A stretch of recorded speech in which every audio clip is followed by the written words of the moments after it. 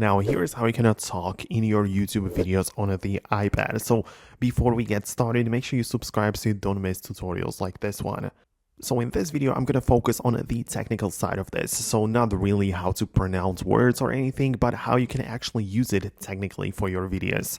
So you can, of course, use it and speak directly whenever you are capturing something. Like you can literally open up the camera of your phone or iPad and just speak over the video as you're recording it, right? The device will capture the sound and you can talk in your videos like this. Or you can also just record the voiceover separately.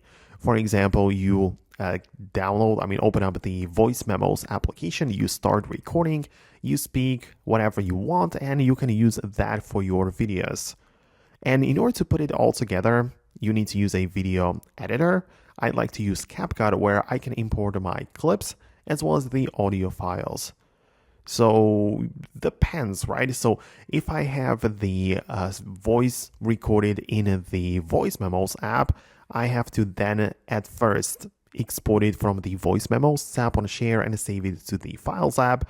And then in the CapCut video editor, I tap on add a sound and import it from the files app to my clip for the project.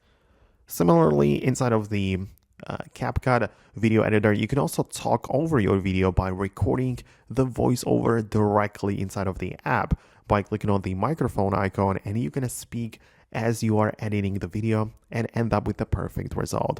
So as you can see, you have like 3 ways of talking in your YouTube videos, which might be directly as you are capturing the video, then separately from the voice memos app, or you can also directly record voiceover inside of your video editor. So let me know in the comments below which option you decided to go with. Thanks a lot for watching, and I'll talk to you later in the next tutorials.